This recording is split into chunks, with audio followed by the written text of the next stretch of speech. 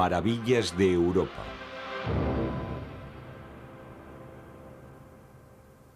Lugares naturales de mitos y leyendas.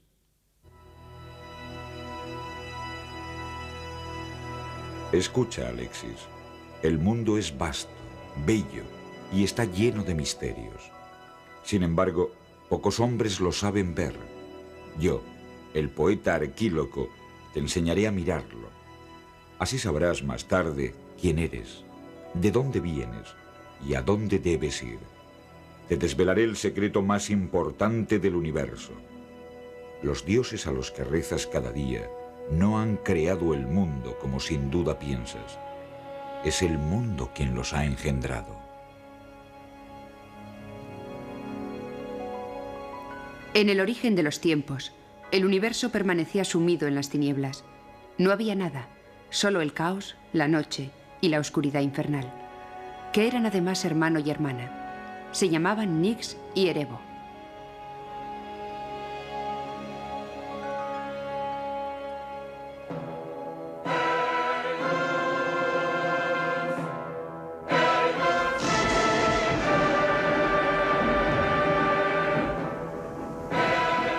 Nadie sabe por qué un día Erebo abandonó a su hermana, ni por qué las dos mitades del caos se separaron. Formaron un huevo inmenso, negro, suspendido sobre el abismo. El huevo se resquebrajó y nació Eros, quien iba a organizar el mundo, comenzando por separar el cielo de la tierra. La tierra era una inmensa extensión llana y desierta que recubría el infierno y el Tártaro. El infierno era inquietante, pero el Tártaro era aún más siniestro y terrorífico. Era la región más profunda del universo. El cielo y la tierra, Urano y Gaia, tuvieron 6 nobles hijos, los titanes. Océano era el más inquieto.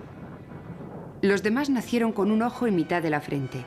Eran tan feos que su padre les obligó a permanecer eternamente sepultados en el fondo del Tártaro. Su madre quiso liberar a estos pobres cíclopes, desencadenando así una terrible disputa familiar. Esta fabulosa historia tiene una cuna natural, el Mediterráneo y sus costas. La mitología nació de estos paisajes, de estos cielos, de esta tierra a menudo seca y rocosa, pero que conoce la doble felicidad de estar bañada por el sol y por un mar azul.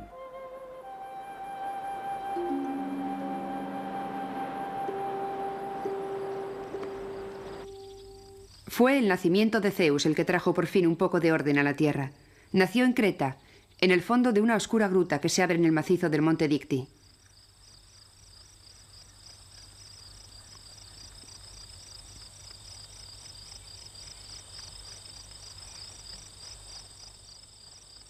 Zeus creció en esta tierra. Aquí se hizo más y más fuerte cada día. Las abejas fabricaban para él una miel incomparable y la cabra Aix lo alimentaba con su leche.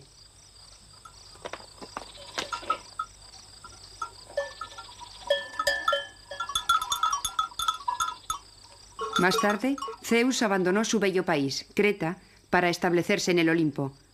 Allí un día se volvió loco de amor. El rey del Olimpo era un ser desairado y se aburría en su palacio. No sabía muy bien qué hacer cuando de pronto llegó hasta él el sonido de alegres gritos y carcajadas.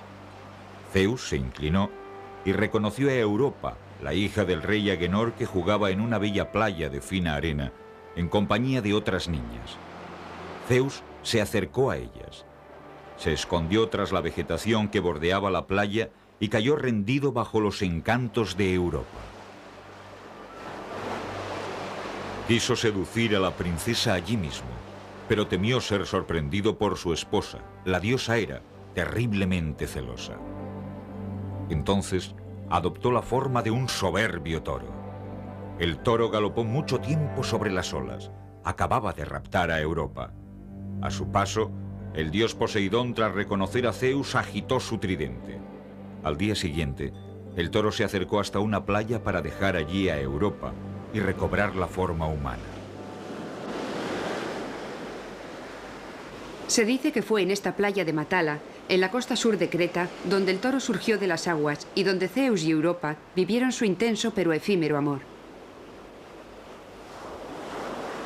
Al cabo de los años, la tradición intentó localizar los parajes que se disputaban el mérito de haber visto pasar a los héroes y a los dioses.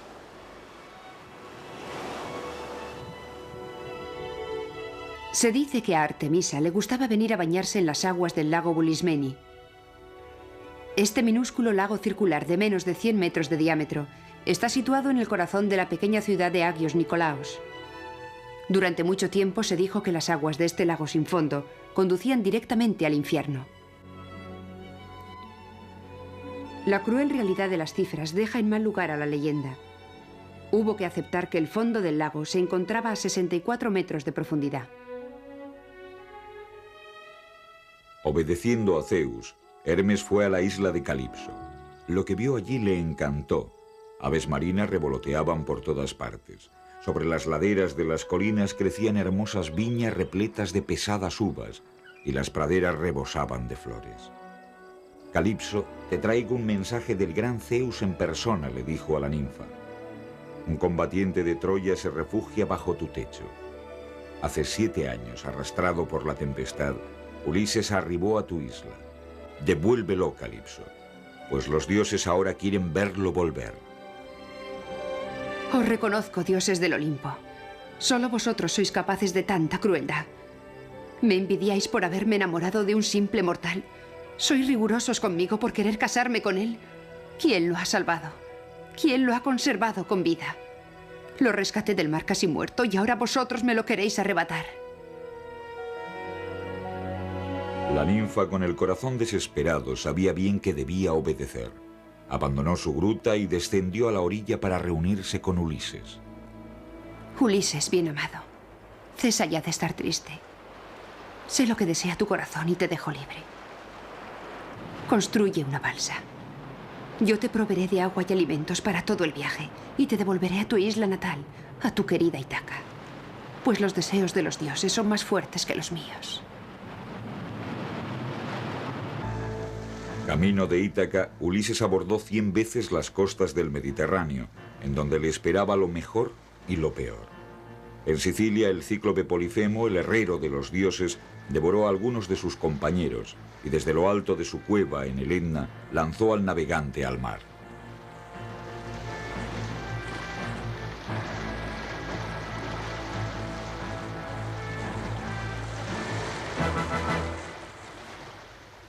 Arrancó entonces una roca de la montaña, la hizo girar sobre su cabeza y la arrojó sobre Ulises y sus compañeros. La roca se estrelló no lejos del timón, pero no consiguió darle. Las olas se elevaron formando una enorme gavilla. El mar se agitó y, por casualidad, envió a su navío a donde estaban los otros 11. Las rocas lanzadas desde lo alto del volcán por Polifemo cayeron sobre Achitresa, a algunas decenas de metros de la orilla. Eso es al menos lo que dicen allí.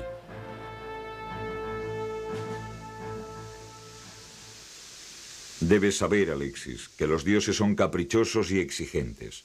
Si permiten al hombre vivir, tener hijos y buenas cosechas, es para pedirles a cambio suntuosos regalos y, sobre todo, obediencia absoluta. Arquíloco no explica cómo podría traducirse la cólera de los dioses, pero estos amos de la naturaleza, irritados, son capaces de desencadenar todos los cataclismos.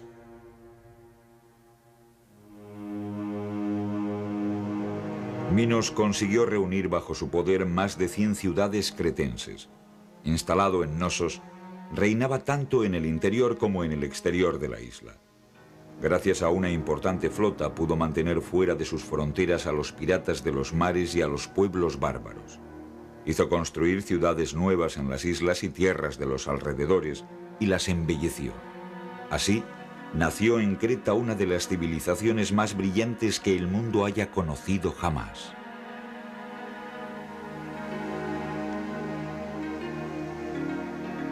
Por orden de Minos, el arquitecto Dédalo construyó un laberinto donde poder encerrar al sanguinario toro. La obra era tan compleja que sin la ayuda del hilo de Ariadna, Teseo, vencedor en la lucha contra el Minotauro, no hubiera podido encontrar la salida entre las piedras. El soberbio monstruo, fruto de los amores contra natura de una reina y un toro, es sin duda el primer animal del gran bestiario que alimenta las leyendas y los misterios de Europa. A milenios del Minotauro, a miles de kilómetros de Creta, vive otro animal cuyo origen se sitúa entre el mito y la ciencia. El 29 de septiembre de 1952, John Cobb intenta batir el récord del mundo de velocidad sobre el agua. Ha elegido un lago largo y estrecho, ideal para su tentativa. El deportista se lanza en busca del récord. Inesperadamente, el barco choca contra una ola surgida de no se sabe dónde y sale literalmente volando. John Cobb muere al instante. Este dramático incidente es uno de los más inquietantes del dossier sobre el lago Ness. El espacio que eligió John Cobb para su hazaña está situado en las montañas de Escocia, en un país donde a los lagos se les llama loch. El lago, o Loch Ness, es el más grande de las Islas Británicas. Mide 38 kilómetros de largo por apenas 2.400 metros de ancho. Forma parte del gran valle el Glenmore, una antigua falla abierta por los glaciares de la era cuaternaria entre el Atlántico y el Mar del Norte. El lago es mundialmente conocido, pero aquellos que esperen encontrarse ante un decorado impresionante, por no decir dantesco, pierden su tiempo yendo allí.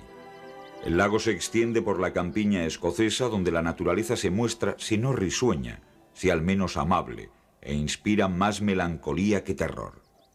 En cuanto a las aguas del lago, no son negras, ni siquiera oscuras.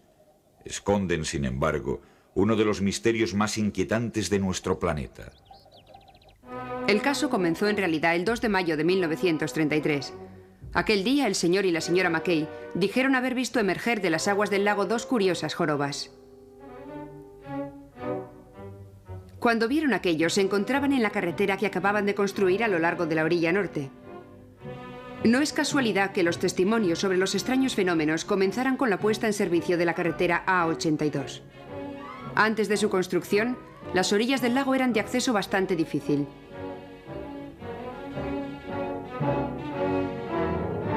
Después de que el periódico local recogiera los testimonios de los Mackay, los paseantes se precipitaron hacia sus orillas, ya que existen en las antiguas crónicas escocesas numerosas aventuras de un monstruo que habitaba en las aguas del lago. Todo el mundo observa. Muchos son los que dicen haberlo visto. En noviembre de 1933, Hugh Gray inmortaliza en una fotografía un objeto sinuoso que navegaba sobre la superficie. Resulta difícil decir si lo de la foto es un monstruo, pero el mes siguiente el cineasta Malcolm Irving filma durante casi un minuto una extraña estela. La foto más célebre fue sacada en 1934 por el Dr. Wilson, un cirujano londinense. En ella se ve efectivamente algo parecido al cuello de un animal, pero no hay ningún otro punto de referencia. Nada prueba que la foto haya sido tomada en el lago.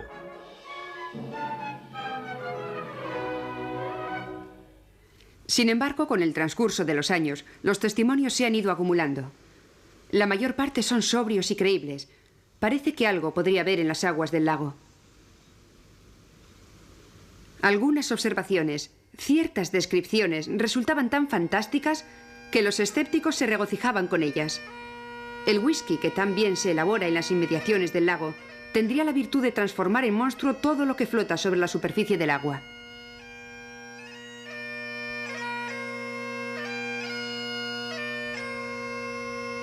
Las historias fantásticas no desanimaron ni a las expediciones ni a los simples observadores. Basta con situarse en las orillas del lago, fijar la vista sobre las aguas y armarse de paciencia. Se calculó científicamente que hacían falta 350 horas de acecho para estar más o menos seguro de observar algo extraño.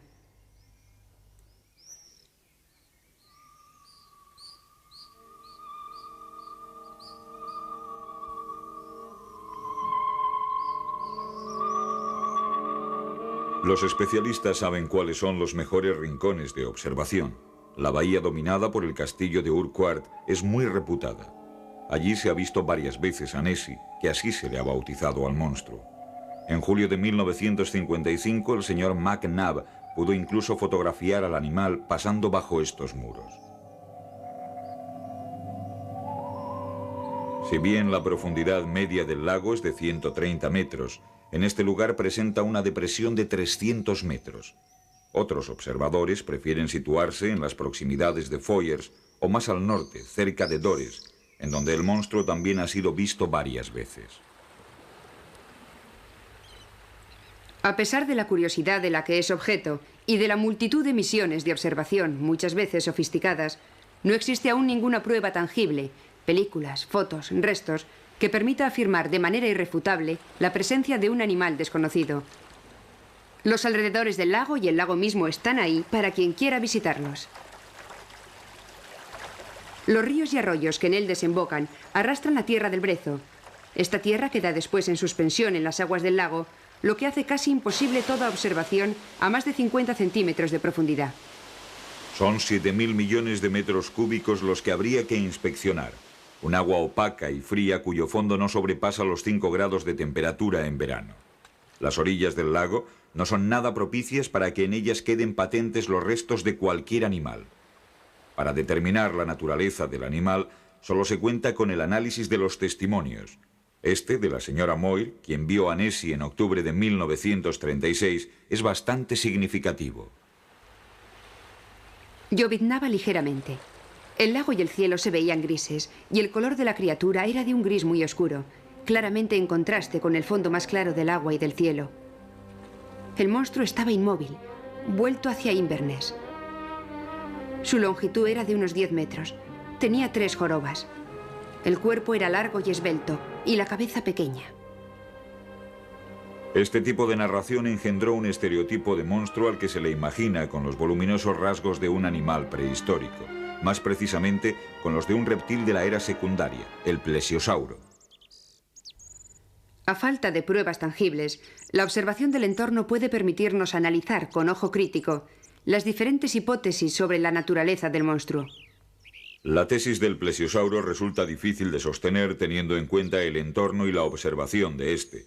El plesiosauro, en tanto que ovíparo, se habría visto obligado a ir a la orilla para depositar sus huevos. Así, habría dejado probablemente, si no ya sus huevos, sí al menos sus huellas. Por otro lado, resulta difícil imaginar a este reptil habitual de las regiones cálidas viviendo en las duras condiciones climáticas de Escocia.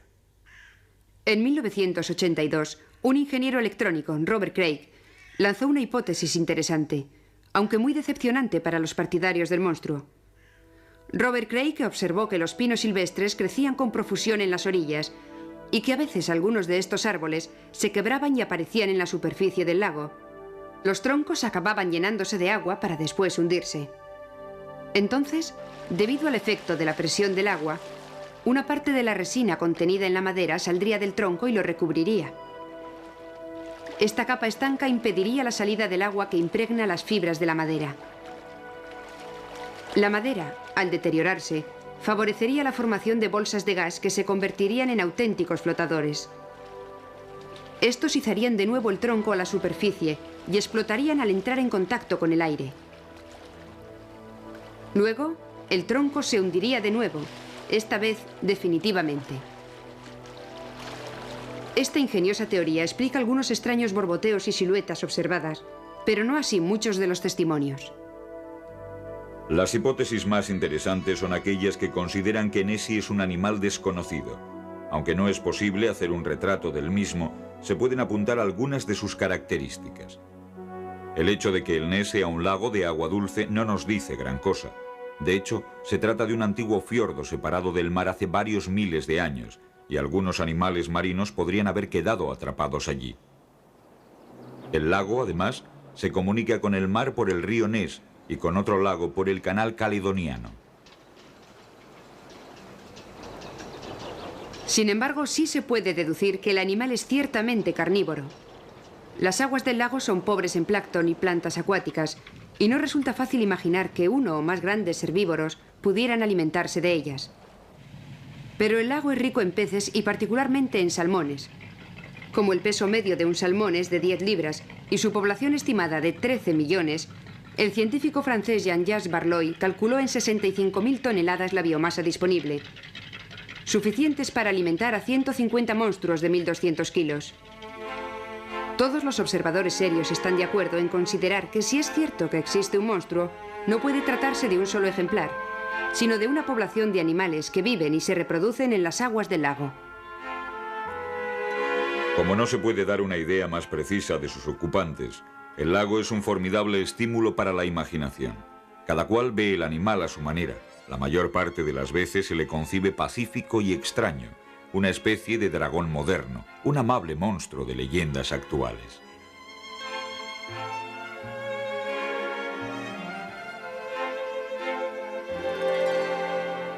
A varios cientos de kilómetros al noreste del lago Ness, Noruega también cultiva sus monstruos, pero el país es tan bello que uno nunca sabe si se encuentra en plena naturaleza o en plena leyenda.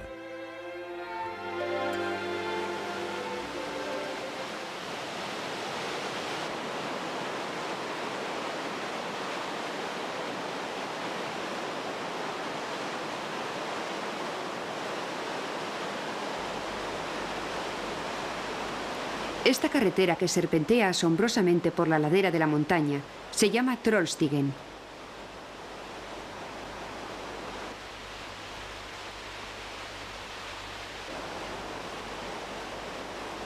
Nos conduce a una serie de picos impresionantes, los Trolltindene. En medio de estas agujas destaca una pared vertiginosa de 1000 metros de altura. La Trollveggen, Trollstigen, Trolltindene, Trollveggen. ¿Alguien duda que hayamos llegado al país de los trolls? Cuando uno se detiene en los límites de su reino, la naturaleza nos revela quiénes son estos extraños personajes que pueblan los cuentos del folclore noruego. Los trolls son de una enorme corpulencia y a menudo están cubiertos de musgo y arbustos. A veces tienen hasta 9 cabezas. Cuando montan en cólera pueden estallar. Su fuerza, comparable a la de 50 hombres, solo es igualada por su crueldad. Gustan, al parecer, de la carne de los niños desobedientes. Felizmente, las historias terminan siempre bien. Había una vez 3 chivos que se llamaban Bucket la Barbichet. Se dirigían a los pastos altos para engordar allí. Pero en Noruega los ríos son numerosos, y para atravesar aquel había que cruzar el puente debajo del cual vivía un troll enorme y terrible.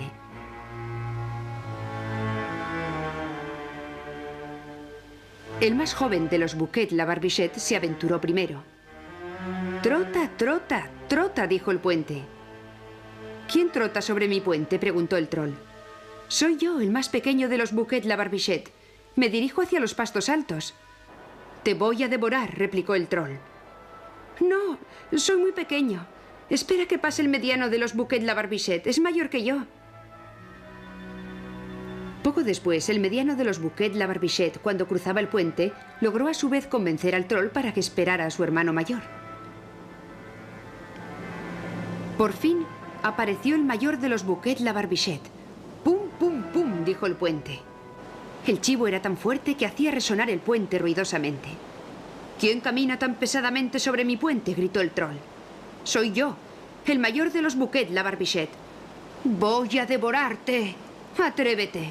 Mis 2 venablos te reventarán los ojos y mis pezuñas te machacarán los huesos». Embistió al troll, lo empujó y le hizo caer sobre el salto de agua. El mayor de los Bucket la Barbichet se unió a sus 2 hermanos en los pastos altos y los 3 chivos vivieron a cuerpo de rey. La naturaleza en Noruega puede inspirar los monstruos más malvados y más feos, pero nadie los teme verdaderamente. Así de tranquilizadoras son la frescura y la luminosidad de sus paisajes. En otros países de Europa, la montaña y el bosque son sin duda igual de bellos, pero oscuros y severos. Así, las historias que allí se cuentan son de auténtica pesadilla. La belleza del paisaje me hizo olvidar mis angustias. Delante de nosotros se extendían bosques con algunas colinas escarpadas aquí y allá, en la cima de las cuales aparecían unos árboles o alguna granja. Rodeando o remontando las colinas, la carretera se perdía por los meandros de verde hierba. Uno se encontraba como encerrado por las 2 lindes de los bosques de pinos. Más allá de las colinas se alzaban otros bosques y los grandes picos de los Cárpatos. Estas líneas han sido extraídas del diario de Jonathan Harker y descubren el decorado de una obra de la que Oscar Wilde dijo: es quizá la novela más hermosa de todos los tiempos.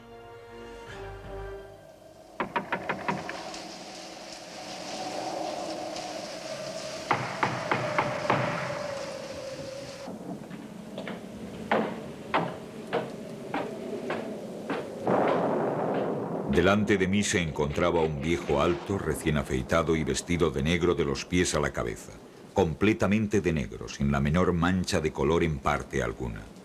Llevaba en la mano una vieja lámpara de plata cuya llama ardía vacilante en la corriente de aire y proyectaba largas y temblorosas sombras en su entorno. Dio un paso hacia mí y tendió su mano hacia la mía, cogiéndola con una fuerza que me hizo estremecer de dolor, pues aquella mano estaba tan fría como el hielo. Parecía más la mano de un muerto que la de un vivo. ¿El conde Drácula?, dije. Sí, yo soy el conde Drácula, y os doy la bienvenida a mi casa, señor Harker. En su célebre novela, Bram Stoker sitúa la mansión de Drácula en Söderland, al norte de los montes de Transilvania. No es casualidad que la historia del conde vampiro transcurra en Rumanía. Entre los habitantes de estas regiones existen antiguas creencias populares sobre la muerte y los que vuelven de ella. Aquí se les llama Strigoi, Nosferat, Moroyu, Muroni. Cada uno tiene sus características y poderes maléficos particulares. Se desconfía de los sapos encontrados en los caminos, pues se dice que los Muronis se reencarnan a menudo bajo estas formas. Ciertos espíritus son fáciles de conquistar.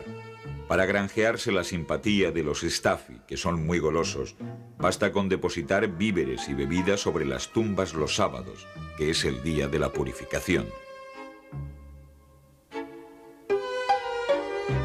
Con los Nosferat es más difícil y se aconseja hacer uso de grandes remedios: arrancar el corazón del cadáver, quemarlo y dispersar las cenizas sobre la tumba. Cuando llega la noche, más vale desconfiar de los Prikolich. Estos primos de los duendes matan animales domésticos y chupan su sangre, lo que les permite conservar su tez fresca y bermeja. De las altas y oscuras ventanas no salía ningún rayo de luz. Las viejas almenas se recortaban en el cielo donde la luna, en aquel momento, se asomaba entre las nubes.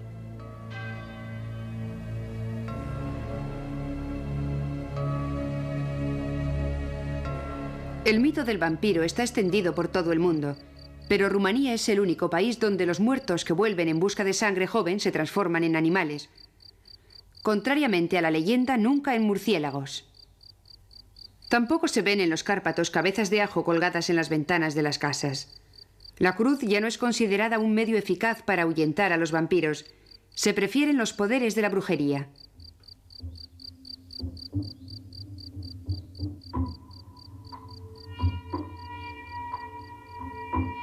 A finales del siglo pasado, había aún aquí, en cada pueblo, una bruja capaz de hacer frente a estas criaturas maléficas. Utilizaban una de estas dos técnicas: o bien hundían un clavo en la frente del difunto, o bien embadurnaban el cadáver con la grasa de un cerdo matado el día de Santa Ignacia, 5 días antes de Navidad. En Rumanía, el término Drácul designa a los malos espíritus y, por extensión, a los vampiros. Es también el nombre de un personaje histórico que vivió en el siglo XV, el príncipe Vlad Dracul, que fue un gran defensor de Transilvania y azote de los moldavos.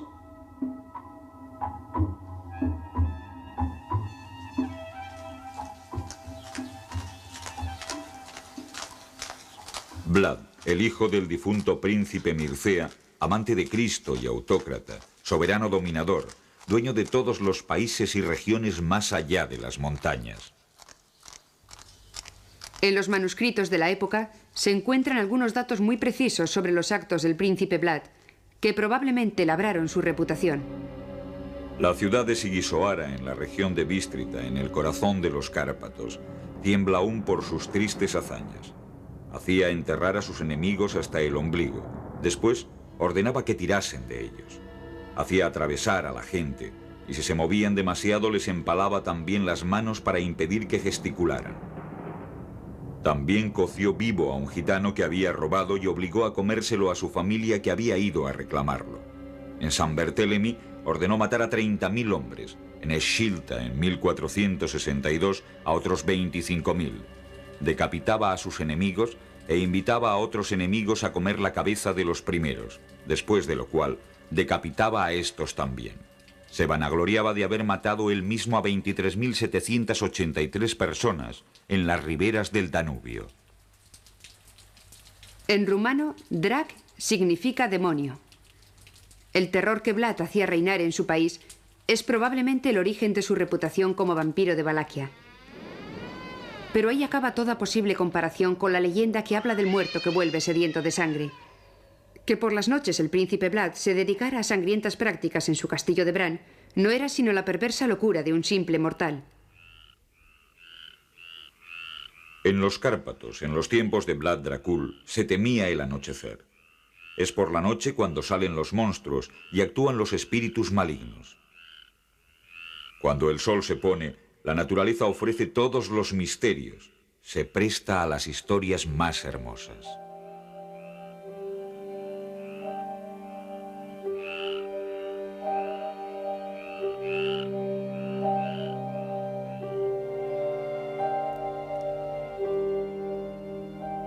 Este bosque no es un bosque como los demás. Es un territorio no solamente encantador, sino también encantado. En Broceliande, detrás de la belleza se esconde un mundo invisible. La noche cae. Es mejor no demorarse, pues el bosque podría convertirse, una vez más, en escenario de misteriosos fenómenos.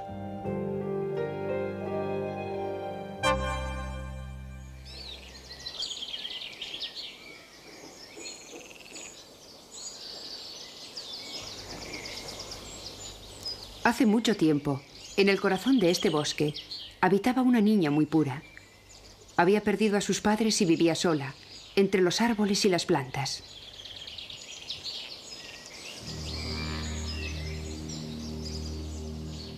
El diablo, pretendiendo aumentar su influencia maligna sobre los hombres, se interesó por la niña.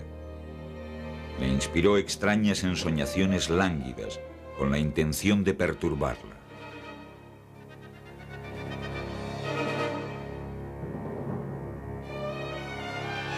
La niña le habló de ello a su confesor, el cual le aconsejó que siempre tuviera una luz cerca de su cama.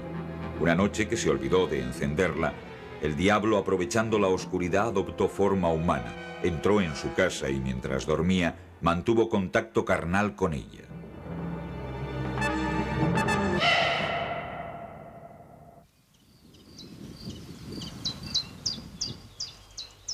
Al alba, Satán había desaparecido. Un tiempo después, la niña se dio cuenta de que estaba embarazada. Cuando nació el niño, lo llamó Merlín. Merlín era muy feo y tan velludo que parecía un animal. Por fortuna, había heredado poderes extraordinarios, entre los que estaba el de poder cambiar de apariencia. Creció así en el bosque, que enseguida dejó de tener secretos para él. Conocía todos sus árboles y moradores. En esta época estaba poblado de personajes extraños. No era raro encontrar auténticas hadas que se observaban en los estanques o jugaban en los claros.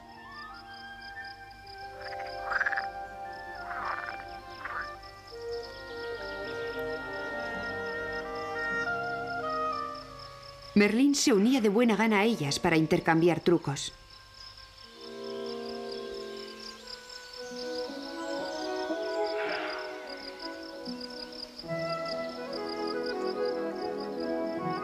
Merlín creció así en el bosque. Un día paseaba lejos de su casa en una parte del bosque que no conocía, cuando tuvo un encuentro inesperado. La niña, al borde de una fuente, era de una belleza indescriptible. Merlín se acercó a ella y se enteró de que se llamaba Viviane. Viviane y Merlín pasearon juntos durante todo el día sin sentir pasar el tiempo. Merlín recurrió a toda su magia para encantarla. Le ofreció fabulosos regalos hizo aparecer una gran fiesta en un castillo con damas, caballeros y suntuosos vestidos. Viviane, embelesada, le prometió su amor a cambio de algunos secretos.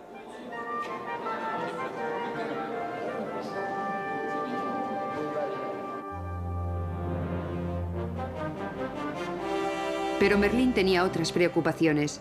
Debía ir frecuentemente a Inglaterra para apoyar al rey Arturo, pues ciertos varones no reconocían a este la legitimidad de su corona. Sin embargo, solo el joven rey había sido capaz de extraer la espada Excalibur del yunque donde había sido clavada.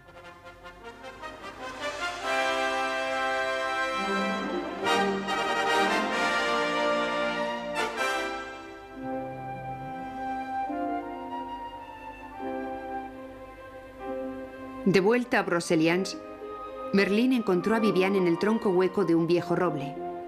«Bello y dulce amigo», dijo ella, «¿no me enseñarás algunas artes nuevas?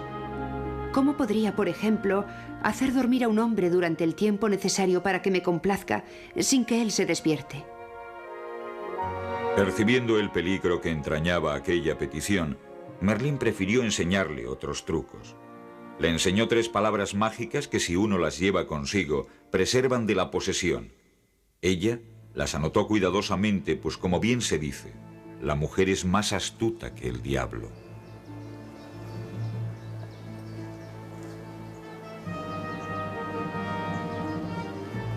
Tras su victoria sobre los sajones, los caballeros del rey Arturo se encontraron sin objetivos a cumplir. Se aburrían. Merlín les propuso una nueva empresa: la búsqueda del Santo Grial extraviado en Bretaña. Los caballeros de la mesa redonda juraron respetar las reglas de su nueva cofradía. Después, Merlín los abandonó, pues sus pensamientos estaban en otra parte. Todos ellos se dirigían a Viviane, la mujer que amaba. Juntos penetraron en el bosque y se sentaron cerca de un arroyo a la sombra de un matorral. «Señor», le dijo ella, «aún no sé hacer la cosa más esencial de todas». «Señora, ¿qué cosa es esa?» «Quiero que me enseñéis cómo puedo cercar y encerrar a un hombre sin torre, ni muro, ni hierro, y de manera que jamás pueda escaparse sin mi consentimiento».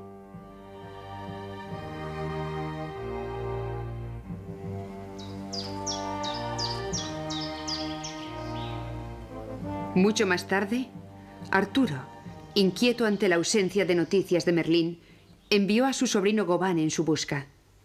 Este, pasando por Broceliande, vio frente a él una especie de vapor translúcido y oyó la voz de Merlín que le decía: Mientras dormía al pie de un matorral, Viviane hizo un círculo con su camisola alrededor del mismo y 9 veces comenzó el encantamiento.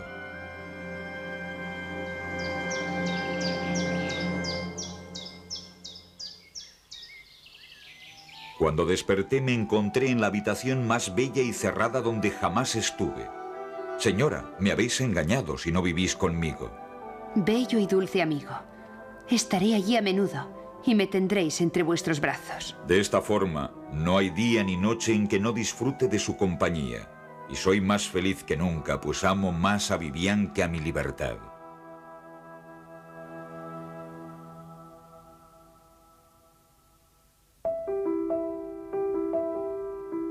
Por aburrida que pueda parecer la suerte de Merlín, no es nada comparada con la que les esperará, algunos siglos después, a Jeanne, Marie o Gabrielle, niñas de Gévaudan. Gévaudan es una de las regiones más antiguas del mundo. Estas montañas surgieron en los llanos pantanosos de la era primaria, hace 200 millones de años. En aquella época la Tierra dibujaba su relieve manipulando rocas, cuya edad se contaba ya por miles de millones de años. Barbechos, aguas claras, bosques frondosos, mesetas áridas. Nada o casi nada ha cambiado desde hace siglos en este entorno salvaje. Gévaudan permanece igual que hace 200 años, cuando conoció sus 1000 días de sangre. La bestia surgió por primera vez en un prado un día de junio de 1764, a comienzos del verano. Cuando la bestia desapareció no quedaba nada o casi nada del cuerpo de Jean Boulet, de 14 años. Había sido devorada. La pequeña pastora fue enterrada sin recibir sacramento, pues entre los carneros no se encontraron más que algunos restos informes.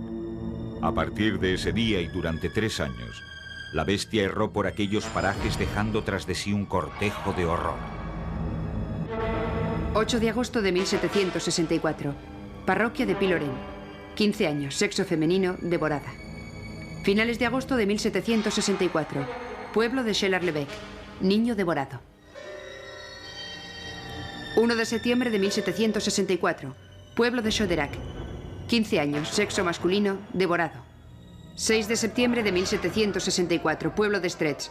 36 años, sexo femenino, degollada. Parcialmente devorada. Se ve entonces a la bestia por primera vez. 2 personas son testigos del ataque, acuden en ayuda de la víctima, pero es demasiado tarde. Algunos días después, al atardecer, un joven de la aldea de Choisinet vuelve de los pastos con sus animales. La bestia lo ataca, le abre el vientre en canal y lo devora. A lo largo de aquel año de 1764, la bestia ataca más de 20 veces. Gabriel Florent de Choiseul-Dupré, obispo, señor y gobernador de Mende, conde de Yedoban, anuncia la maldición divina. Una bestia feroz, desconocida en nuestras latitudes, ha aparecido de pronto como milagrosamente, sin que nadie sepa de dónde puede venir. Por donde quiera que vaya, deja los sangrientos rastros de su crueldad. Ataca preferentemente a las personas en edad más tierna y de sexo más débil. Pero ¿para qué describiros las funestas cualidades de este monstruo del que vuestras propias desgracias os han informado ya? No os costará nada concluir que todo ello se debe a vuestros pecados. Las divinas escrituras nos proporcionan abundantes ejemplos de castigos parecidos a este que ahora experimentamos. ¿Qué se había hecho en las austeras colinas de Gévaudan para merecer este castigo de Dios? Cada uno encuentra algún pecado que confesar, alguna razón para tener mala conciencia, y el miedo inmoviliza a los habitantes del lugar. 1 de enero, 2 de enero, 6 de enero, 7 de enero, 12, 14, 22, 30 de enero de 1765. La bestia mata 9 veces en menos de un mes de invierno. Se procura volver a casa antes de que anochezca. Se evita cuidar del ganado en lugares aislados. Se vive aterrado en las casas, con la esperanza de no ver a la bestia acercarse, pues en algunas ocasiones ya había atacado cerca de núcleos habitados. Cuando el mal tiempo desciende sobre la montaña, la angustia se abre paso entre los huesos, recorre las venas, resurge en la piel. El abad Pourchet describió certeramente el estupor en el que estaba sumida la región. La desolación era extrema. Ya no se encontraban pastores que guardaran los rebaños. Las gentes del campo no se atrevían a salir a no ser que fueran armados y en grupo. Nadie se atrevía a ir a las ferias y a los mercados. No es posible imaginar de qué manera el espanto perjudicó al comercio y al trabajo agrícola. Algunos dicen haber visto a la bestia. Algunos han escapado de ella. Otros incluso la han combatido. Se dice que tiene la talla de un ternero de 1 año, la cabeza de un perro lebrel, el pelo rojizo y una raya negra sobre el dorso. Algunos la han visto andar sobre 2 patas. Otros dicen que se parece a un perro, pero también en ciertas partes a un enorme lobo. Los lobos abundan en los montes de Gévaudan. Es un animal detestado porque regularmente causa estragos entre los rebaños. Se le acusa de todos los males de la región. Alimenta cuentos y oraciones. Padre nuestro, malvado lobo venido del infierno, enviado por Lucifer, te matarán con el acero. Lobo maligno, no me esperes y sigue tu camino. Amén. A los niños de Gévaudan no les gustan los lobos, pero a pesar del miedo irracional que el animal les inspira, lo alejan habitualmente de los carneros a pedradas. La bestia persigue su presa. Los animales temen a la bestia, pero ésta no ataca a los animales. El padre del pequeño Claude Biscarret d'Aubers envía imprudentemente a su hijo de 9 años a los pastos para que vaya a buscar los bueyes. Cuando la noche cae, no ha vuelto aún. Sus restos son encontrados 3 días después, tras muchas batidas.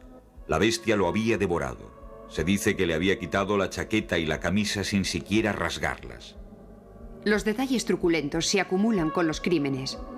En más de 10 ocasiones, la bestia repite además un acto horrible que golpea la imaginación. Corta la cabeza de sus víctimas. 7 de abril de 1765. Las campanas de la cloche tocan el día de Pascua y tapan así los gritos de horror de la hermana de Gabriel Pelissier, de 17 años. La bestia le saltó al cuello y le cortó la cabeza de cuajo. Esta cayó al suelo cuando el resto del cuerpo aún permanecía en pie. En Versalles, el rey Luis XV, informado de todas estas desgracias, decide enviar al sur de Francia a su mejor cazador de lobos. Durante varios meses, las batidas para atrapar a la bestia se intensifican. A pesar de que el territorio a cubrir es en suma limitado, durante mucho tiempo no dieron resultado positivo. La bestia continuó con sus fechorías, dejando en ridículo a los mejores cazadores del reino. 9 de agosto de 1765. Tras haber perseguido a la bestia durante todo el día con perros y caballos, Antoine de Beautern y el conde de Tournon vuelven con las manos vacías al castillo de Besset. De pronto, gritos, llamadas. La bestia les ha seguido y acaba de degollar ante sus ojos a una pastora de 16 años. El portaarcabuz del rey justifica sus fracasos ante el Ministerio de Estado por la configuración misma de la región. Jamás he visto una región parecida a esta. Los ríos y montes son antiguos y escarpados, cortados por barrancos y ocupados por rocas o cubiertos por frondosos bosques. Se sube de los valles a los montes por senderos que dan grandes rodeos. Muchos de estos tramos son impracticables para los hombres y las bestias de carga a causa de los precipicios que allí se encuentran. En Gévaudan solo hay pueblos pequeños y aldeas alejadas unas de otras. Si la bestia que causa estos estragos pertenece a una especie distinta a la de los lobos, ni los guardas ni yo lo hemos podido descubrir aún. De hecho, Antoine de Beautern y todos aquellos que persiguen la bestia van tras los lobos. Al menos 8 veces se creyó haber abatido al autor de todos aquellos estragos. Se decía que la bestia estaba muerta, pero los crímenes volvían a reanudarse. Los lobos fueron víctimas de una auténtica hecatombe. Al menos 200 fueron abatidos durante las cacerías de la bestia. Oh tú, lobo, tú les causas los disgustos. Es el precio, hijo mío, el precio. Los dioses gustan de echar la culpa a aquellos que están más alto.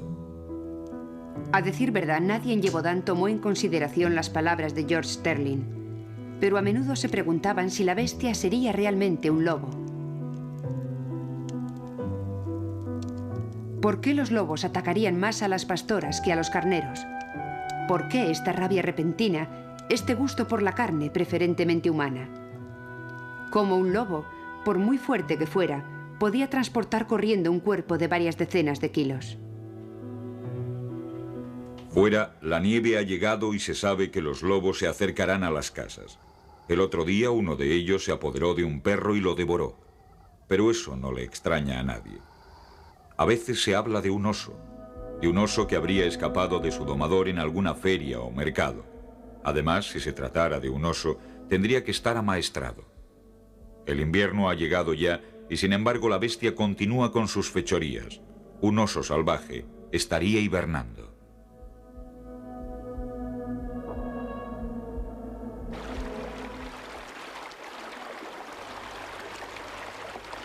La bestia se desplaza. Los crímenes se producen a menudo a pocas leguas de la abadía de Mercoeur. Se dice que allí se oculta un hombre. Se hace llamar Messire. Se trata de un antiguo favorito del rey, expulsado de Versalles por su comportamiento perverso.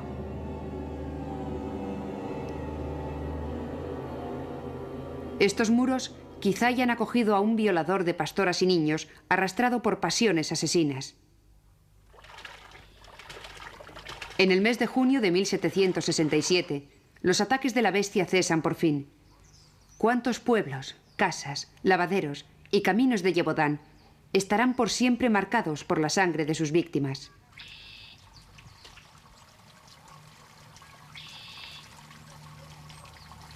Se contaron 100 muertes y más de 160 ataques. Algunos se produjeron sobre un puente, en un camino, al borde de una carretera, en la soledad de un bosque o en un pastizal. Otros en el corazón mismo de los pueblos, ante los ojos de las madres que vieron al monstruo llevarse a sus hijos, ante los de los hijos que vieron cómo devoraban a sus madres. Cuando se localizó a la bestia fue conducida hacia los cazadores. Jean Chastel la esperaba en la Sagne d'Aubert.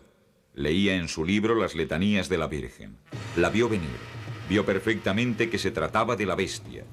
Pero por un sentimiento de confianza hacia Nuestra Señora, quiso acabar primero sus oraciones. Después cerró el libro, lo introdujo en el bolsillo, plegó los anteojos y cogió su fusil. Rodilla en tierra, lo apoyó sobre el hombro, apuntó, disparó y la bestia fue abatida. Aquel día los crímenes cesaron. La muerte de la bestia se asemeja a un rito. Es la imagen de esta tragedia en la que la leyenda se mezcla con la historia. ¿Qué importa la naturaleza de la bestia? Que sea un animal fantástico, un duende o una fiera amaestrada por un loco. En la memoria colectiva de los europeos se une a los gnomos, a los dioses y a las hadas, que nacieron al entrar en contacto con la rudeza, los misterios y las bellezas de la naturaleza.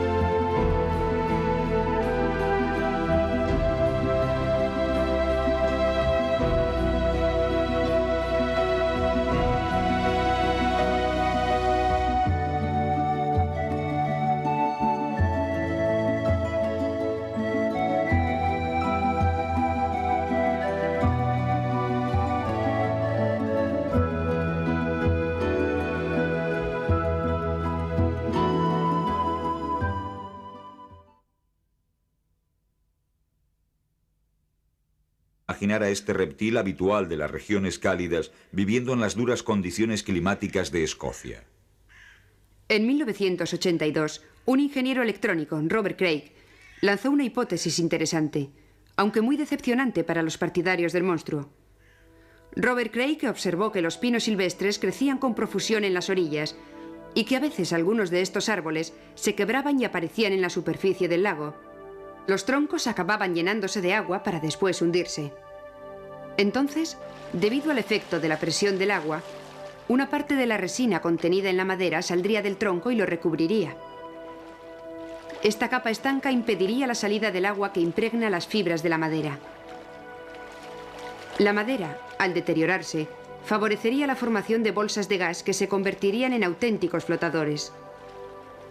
Estos izarían de nuevo el tronco a la superficie y explotarían al entrar en contacto con el aire. Luego, el tronco se hundiría de nuevo, esta vez definitivamente. Esta ingeniosa teoría explica algunos extraños borboteos y siluetas observadas, pero no así muchos de los testimonios.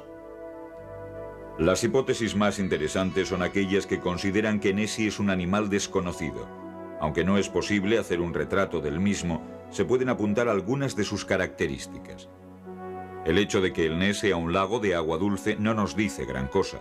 De hecho, se trata de un antiguo fiordo separado del mar hace varios miles de años, y algunos animales marinos podrían haber quedado atrapados allí. El lago, además, se comunica con el mar por el río Ness y con otro lago por el canal caledoniano. Sin embargo, sí se puede deducir que el animal es ciertamente carnívoro. Las aguas del lago son pobres en plancton y plantas acuáticas, y no resulta fácil imaginar que uno o más grandes herbívoros pudieran alimentarse de ellas. Pero el lago es rico en peces y particularmente en salmones. Como el peso medio de un salmón es de 10 libras y su población estimada de 13 millones, el científico francés Jean-Jacques Barloy calculó en 65.000 toneladas la biomasa disponible, suficientes para alimentar a 150 monstruos de 1.200 kilos. Todos los observadores serios están de acuerdo en considerar que si es cierto que existe un monstruo, no puede tratarse de un solo ejemplar, sino de una población de animales que viven y se reproducen en las aguas del lago. Como no se puede dar una idea más precisa de sus ocupantes, el lago es un formidable estímulo para la imaginación. Cada cual ve el animal a su manera. La mayor parte de las veces se le concibe pacífico y extraño, una especie de dragón moderno, un amable monstruo de leyendas actuales.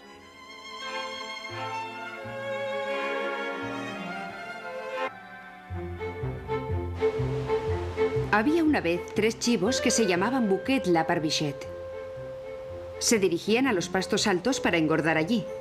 Pero en Noruega los ríos son numerosos, y para atravesar aquel había que cruzar el puente debajo del cual vivía un troll enorme y terrible.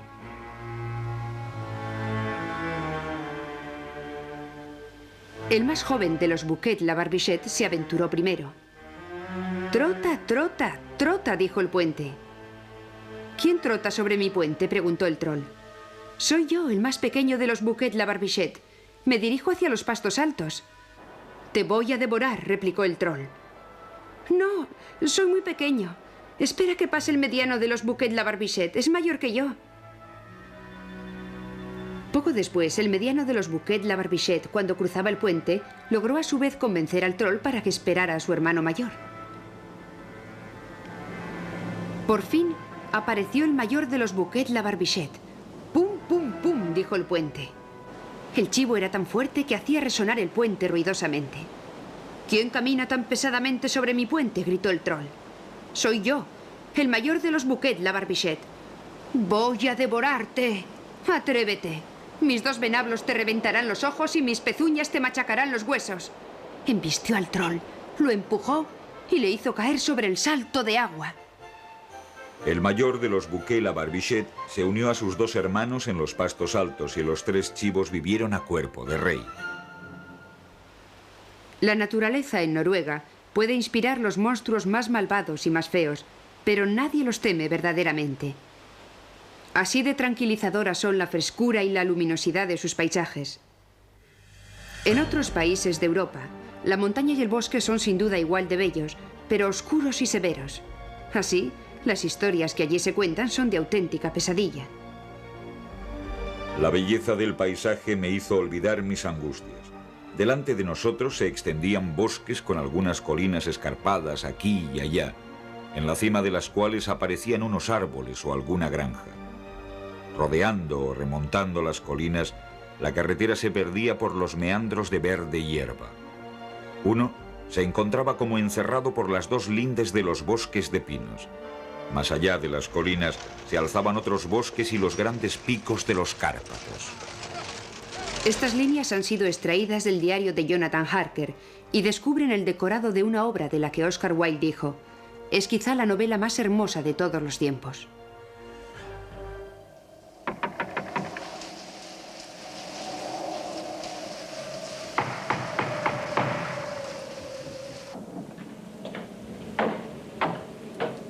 El arquitecto Dédalo construyó un laberinto donde poder encerrar al sanguinario toro. La obra era tan compleja que sin la ayuda del hilo de Ariadna, Teseo, vencedor en la lucha contra el Minotauro, no hubiera podido encontrar la salida entre las piedras. El soberbio monstruo, fruto de los amores contra natura de una reina y un toro, es sin duda el primer animal del gran bestiario que alimenta las leyendas y los misterios de Europa. A milenios del Minotauro, a miles de kilómetros de Creta, vive otro animal cuyo origen se sitúa entre el mito y la ciencia. El 29 de septiembre de 1952, John Cobb intenta batir el récord del mundo de velocidad sobre el agua. Ha elegido un lago largo y estrecho, ideal para su tentativa. El deportista se lanza en busca del récord. Inesperadamente, el barco choca contra una ola surgida de no se sabe dónde y sale literalmente volando. John Cobb muere al instante. Este dramático incidente es uno de los más inquietantes del dossier sobre el lago Ness. El espacio que eligió John Cobb para su hazaña está situado en las montañas de Escocia, en un país donde a los lagos se les llama loch. El lago o Loch Ness es el más grande de las Islas Británicas. Mide 38 kilómetros de largo por apenas 2.400 metros de ancho. Forma parte del gran valle el Glenmore, una antigua falla abierta por los glaciares de la era cuaternaria entre el Atlántico y el Mar del Norte. El lago es mundialmente conocido, pero aquellos que esperen encontrarse ante un decorado impresionante, por no decir dantesco, pierden su tiempo yendo allí. El lago se extiende por la campiña escocesa, donde la naturaleza se muestra, si no risueña, si al menos amable, e inspira más melancolía que terror. En cuanto a las aguas del lago, no son negras, ni siquiera oscuras. Esconden, sin embargo, uno de los misterios más inquietantes de nuestro planeta. El caso comenzó en realidad el 2 de mayo de 1933. Aquel día el señor y la señora Mackay dijeron haber visto emerger de las aguas del lago dos curiosas jorobas. Cuando vieron aquello, se encontraban en la carretera que acababan de construir a lo largo de la orilla norte. No es casualidad que los testimonios sobre los extraños fenómenos comenzaran con la puesta en servicio de la carretera A82. Antes de su construcción, las orillas del lago eran de acceso bastante difícil.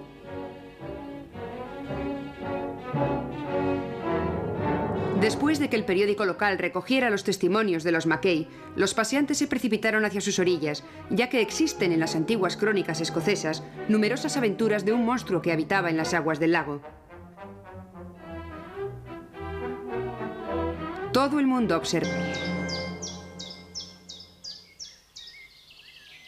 Cuando desperté me encontré en la habitación más bella y cerrada donde jamás estuve. Señora, me habéis engañado si no vivís conmigo. Bello y dulce amigo, estaré allí a menudo y me tendréis entre vuestros brazos. De esta forma, no hay día ni noche en que no disfrute de su compañía. Y soy más feliz que nunca, pues amo más a Vivian que a mi libertad.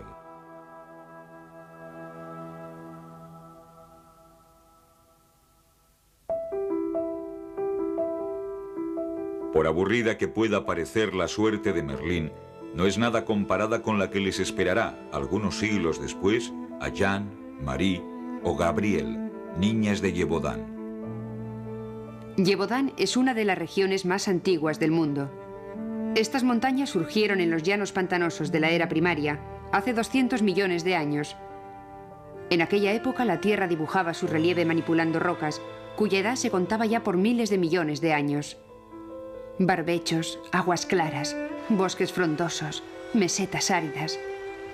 Nada o casi nada ha cambiado desde hace siglos en este entorno salvaje.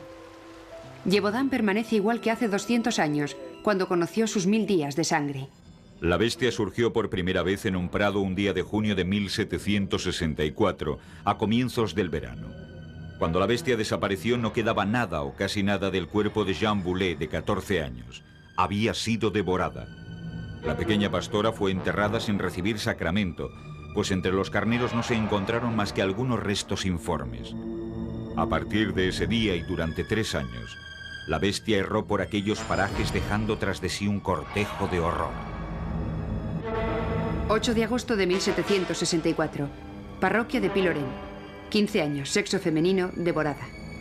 Finales de agosto de 1764. Pueblo de Chêlars-le-Bec. Niño devorado. 1 de septiembre de 1764. Pueblo de Choderac. 15 años, sexo masculino, devorado. 6 de septiembre de 1764. Pueblo de Stretz. 36 años, sexo femenino, degollada. Parcialmente devorada.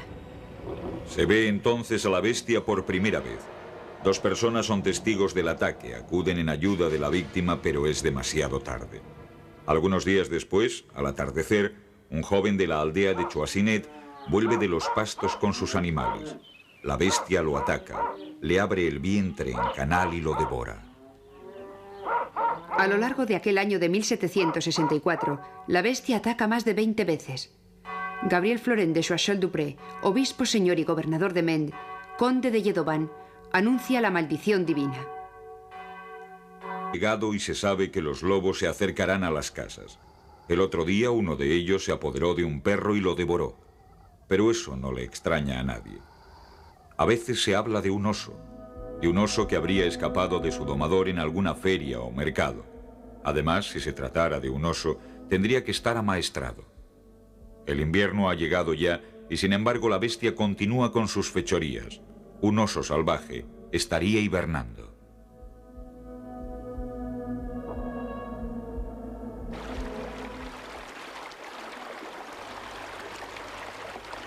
La bestia se desplaza. Los crímenes se producen a menudo a pocas leguas de la abadía de Mercuar. Se dice que allí se oculta un hombre. Se hace llamar Mesir. Se trata de un antiguo favorito del rey, expulsado de Versalles por su comportamiento perverso.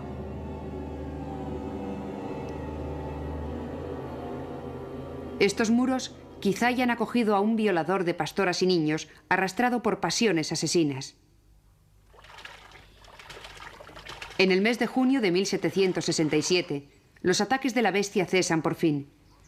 ¿Cuántos pueblos, casas, lavaderos y caminos de Gévaudan estarán por siempre marcados por la sangre de sus víctimas?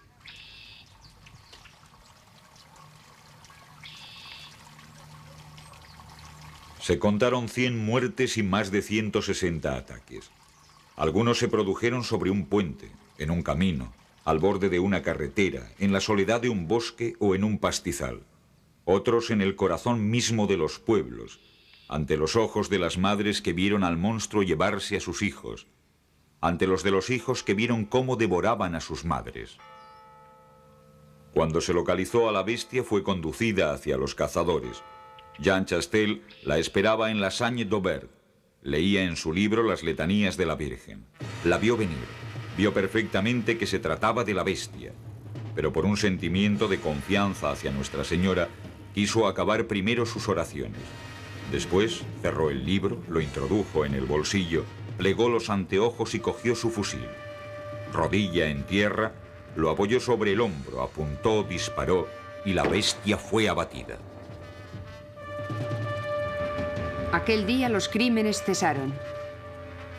La muerte de la bestia se asemeja a un rito. Es la imagen de esta tragedia en la que la leyenda se mezcla con la historia. ¿Qué importa la naturaleza de la bestia?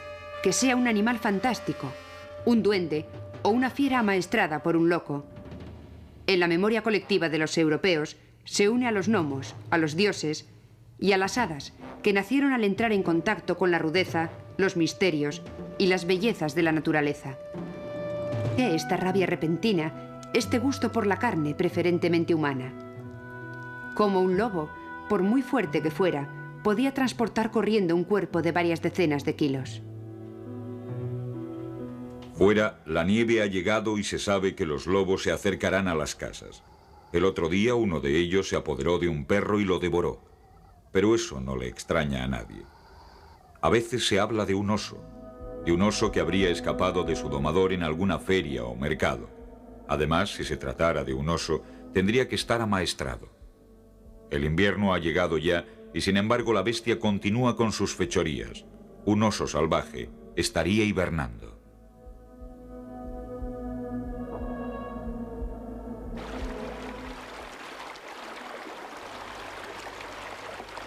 La bestia se desplaza. Los crímenes se producen a menudo a pocas leguas de la abadía de Mercuar. Se dice que allí se oculta un hombre. Se hace llamar Mesir. Se trata de un antiguo favorito del rey, expulsado de Versalles por su comportamiento perverso.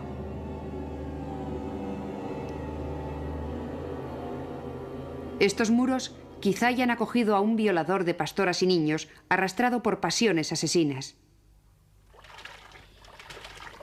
En el mes de junio de 1767, los ataques de la bestia cesan por fin. ¿Cuántos pueblos, casas, lavaderos y caminos de Gévaudan estarán por siempre marcados por la sangre de sus víctimas?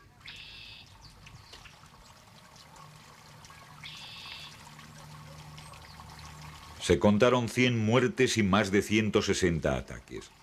Algunos se produjeron sobre un puente, en un camino, al borde de una carretera, en la soledad de un bosque o en un pastizal.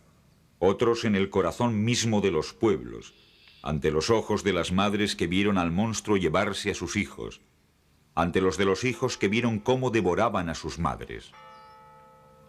Cuando se localizó a la bestia fue conducida hacia los cazadores. Jean Chastel la esperaba en la Sagne-d'Aubert. Leía en su libro las letanías de la Virgen.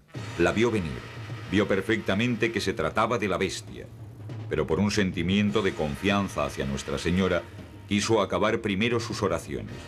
Después cerró el libro, lo introdujo en el bolsillo, plegó los anteojos y cogió su fusil.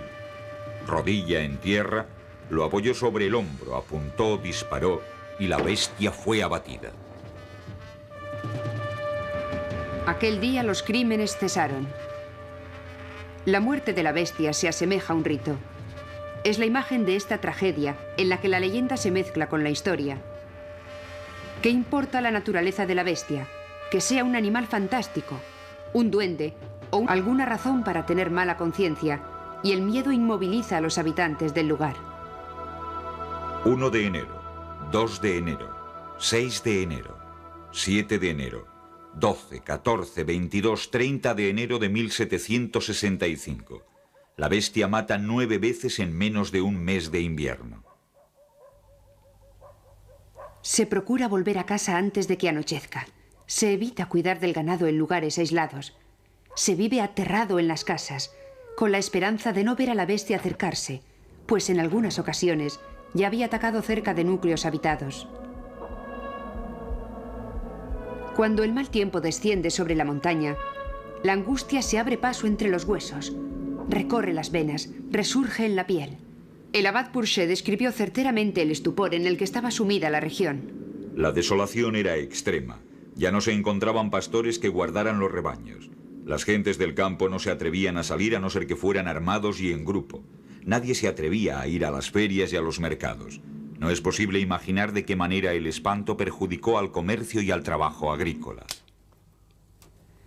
Algunos dicen haber visto a la bestia. Algunos han escapado de ella. Otros incluso la han combatido. Se dice que tiene la talla de un ternero de un año, la cabeza de un perro lebrel, el pelo rojizo y una raya negra sobre el dorso. Algunos la han visto andar sobre 2 patas. Otros dicen que se parece a un perro, pero también en ciertas partes a un enorme lobo. Los lobos abundan en los montes de Yebodán. Es un animal detestado porque regularmente causa estragos entre los rebaños. Se le acusa de todos los males de la región. Alimenta cuentos y oraciones. Padre nuestro, malvado lobo venido del infierno, enviado por Lucifer, te matarán con el acero. Lobo maligno, no me esperes y sigue tu camino. Amén. A los niños de Yebodán no les gustan los lobos, pero a pesar del miedo irracional que el animal les inspira, lo alejan habitualmente de los carneros a pedradas. La bestia persigue su presa. Los animales temen a la bestia, pero ésta no ataca a los animales. El padre del pequeño Claude Biscarret d'Aubers envía imprudentemente a su hijo de 9 años a los pastos para que vaya a buscar los bueyes. Cuando la noche cae, no ha vuelto aún. Sus restos son encontrados 3 días después, tras muchas batidas. La bestia lo había devorado. Se dice que le había quitado la chaqueta y la camisa sin siquiera rasgarlas. Los detalles truculentos se acumulan con los crímenes. En más de 10 ocasiones, la bestia repite además un acto horrible que golpea la imaginación. Corta la cabeza de sus víctimas. 7 de abril de 1765. Cuando vieron aquello, se encontraban en la carretera que acababan de construir a lo largo de la orilla norte. No es casualidad que los testimonios sobre los extraños fenómenos comenzaran con la puesta en servicio de la carretera A82. Antes de su construcción, las orillas del lago eran de acceso bastante difícil.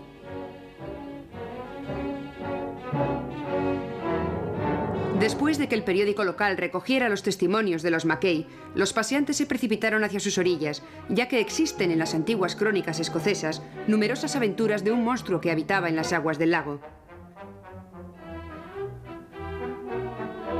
Todo el mundo observa. Muchos son los que dicen haberlo visto. En noviembre de 1933, Hugh Gray inmortaliza en una fotografía un objeto sinuoso que navegaba sobre la superficie. Resulta difícil decir si lo de la foto es un monstruo, pero el mes siguiente el cineasta Malcolm Irving filma durante casi 1 minuto una extraña estela. La foto más célebre fue sacada en 1934 por el Dr. Wilson, un cirujano londinense. En ella se ve efectivamente algo parecido al cuello de un animal, pero no hay ningún otro punto de referencia. Nada prueba que la foto haya sido tomada en el lago.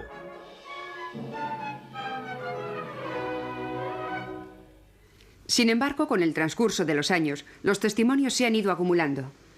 La mayor parte son sobrios y creíbles. Parece que algo podría haber en las aguas del lago. Algunas observaciones, ciertas descripciones, resultaban tan fantásticas que los escépticos se regocijaban con ellas. El whisky, que tan bien se elabora en las inmediaciones del lago, tendría la virtud de transformar en monstruo todo lo que flota sobre la superficie del agua.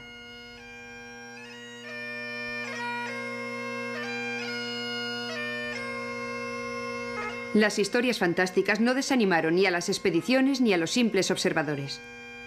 Basta con situarse en las orillas del lago, fijar la vista sobre las aguas y armarse de paciencia. Se calculó científicamente que hacían falta 350 horas de acecho para estar más o menos seguro de observar algo extraño.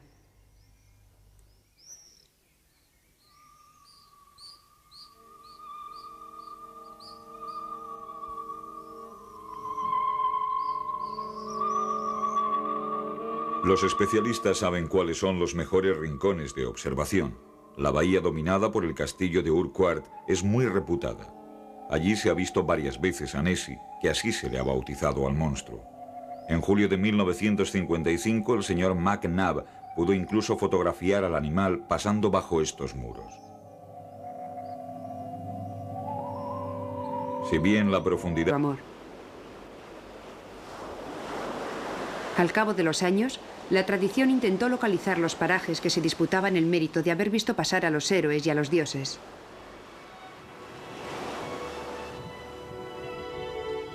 Se dice que a Artemisa le gustaba venir a bañarse en las aguas del lago Bulismeni. Este minúsculo lago circular de menos de 100 metros de diámetro está situado en el corazón de la pequeña ciudad de Agios Nikolaos.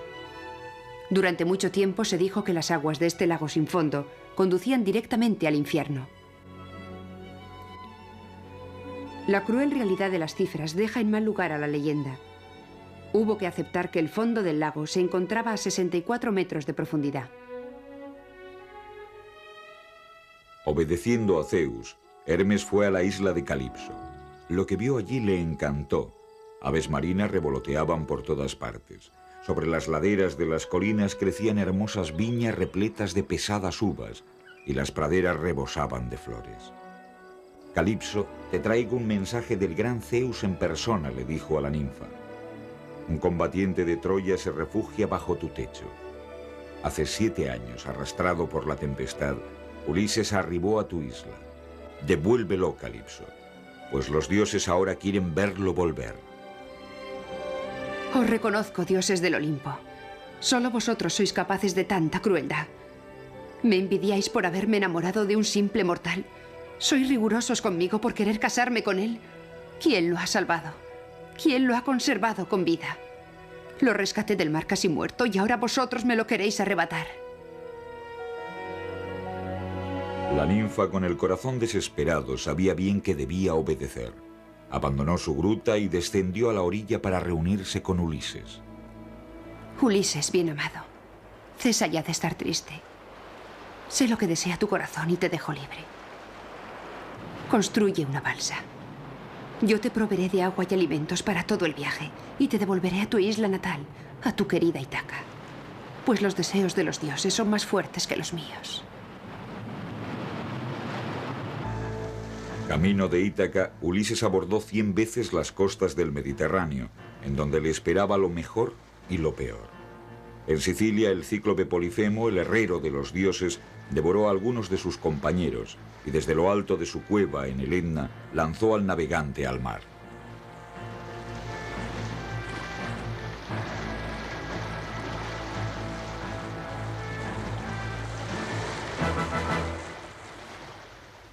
Arrancó entonces una roca de la montaña, la hizo girar sobre su cabeza y la arrojó sobre Ulises y sus compañeros.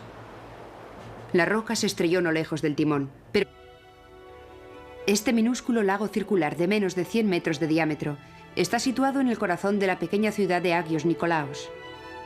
Durante mucho tiempo se dijo que las aguas de este lago sin fondo conducían directamente al infierno.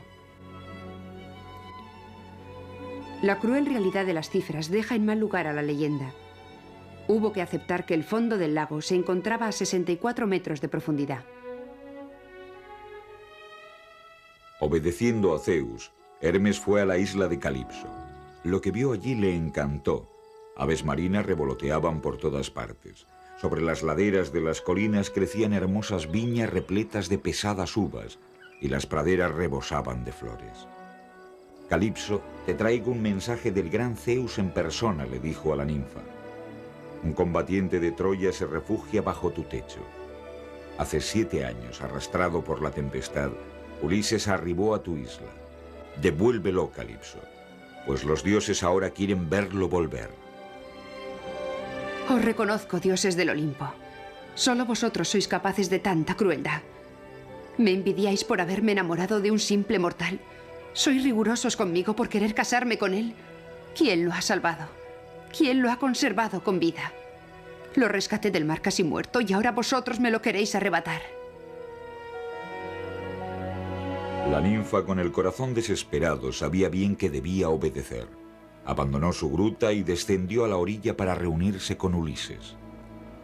Ulises, bien amado, cesa ya de estar triste. Sé lo que desea tu corazón y te dejo libre. Construye una balsa. Yo te proveeré de agua y alimentos para todo el viaje y te devolveré a tu isla natal, a tu querida Ítaca. Pues los deseos de los dioses son más fuertes que los míos.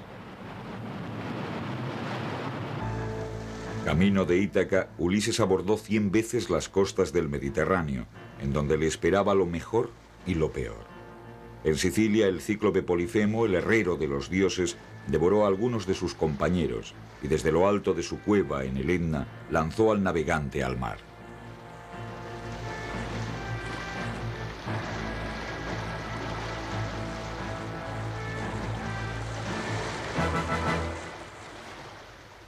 Arrancó entonces una roca de la montaña, la hizo girar sobre su cabeza y la arrojó sobre Ulises y sus compañeros. La roca se estrelló no lejos del timón, pero no consiguió darle. Las olas se elevaron formando una enorme cabilla. El mar se agitó y, por casualidad, envió a su navío a donde estaban los otros 11. Las rocas lanzadas desde lo alto del volcán por Polifemo cayeron sobre Achitresa, a algunas decenas de metros de... ¡Pum, pum, pum!, dijo el puente. El chivo era tan fuerte que hacía resonar el puente ruidosamente. ¿Quién camina tan pesadamente sobre mi puente?, gritó el troll. Soy yo, el mayor de los Bouquet, la Barbichette. Voy a devorarte. Atrévete. Mis 2 venablos te reventarán los ojos y mis pezuñas te machacarán los huesos. Embistió al troll, lo empujó y le hizo caer sobre el salto de agua. El mayor de los Bouquet, la Barbichette, se unió a sus 2 hermanos en los pastos altos y los 3 chivos vivieron a cuerpo de rey. La naturaleza en Noruega puede inspirar los monstruos más malvados y más feos, pero nadie los teme verdaderamente. Así de tranquilizadoras son la frescura y la luminosidad de sus paisajes. En otros países de Europa, la montaña y el bosque son sin duda igual de bellos, pero oscuros y severos. Así, las historias que allí se cuentan son de auténtica pesadilla. La belleza del paisaje me hizo olvidar mis angustias. Delante de nosotros se extendían bosques con algunas colinas escarpadas aquí y allá, en la cima de las cuales aparecían unos árboles o alguna granja. Rodeando o remontando las colinas, la carretera se perdía por los meandros de verde hierba. Uno se encontraba como encerrado por las 2 lindes de los bosques de pinos. Más allá de las colinas se alzaban otros bosques y los grandes picos de los Cárpatos. Estas líneas han sido extraídas del diario de Jonathan Harker y descubren el decorado de una obra de la que Oscar Wilde dijo: es quizá la novela más hermosa de todos los tiempos.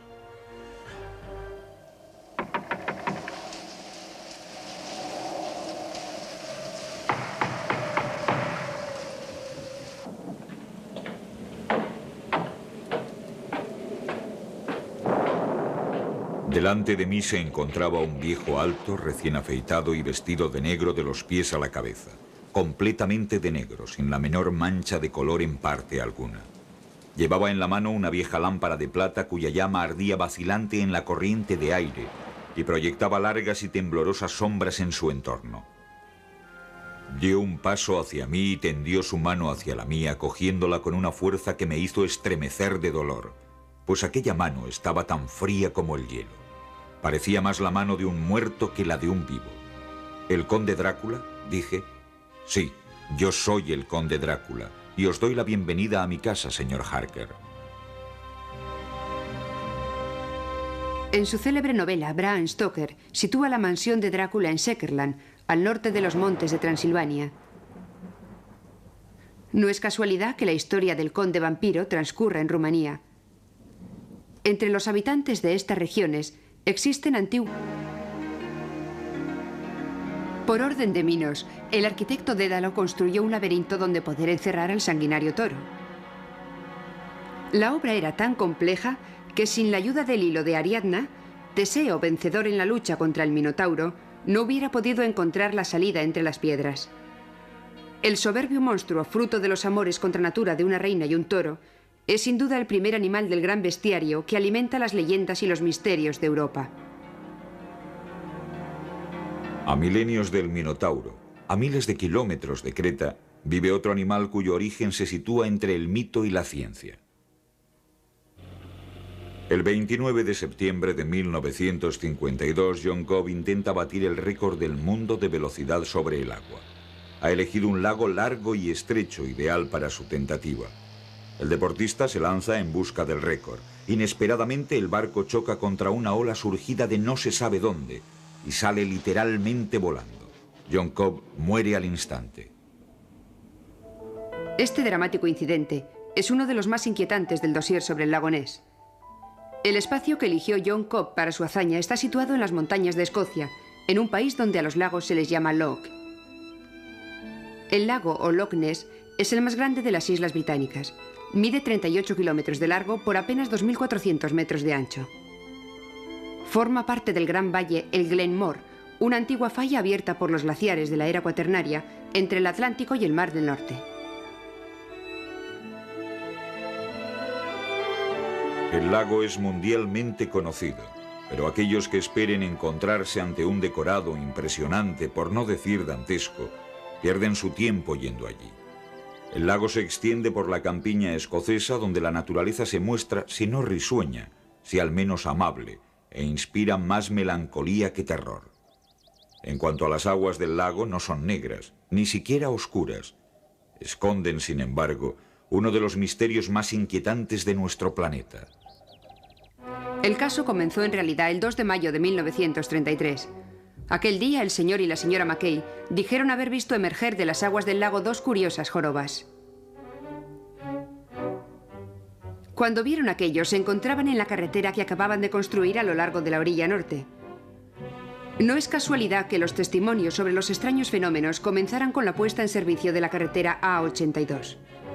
Antes de su construcción, las orillas del lago eran de acceso bastante difícil.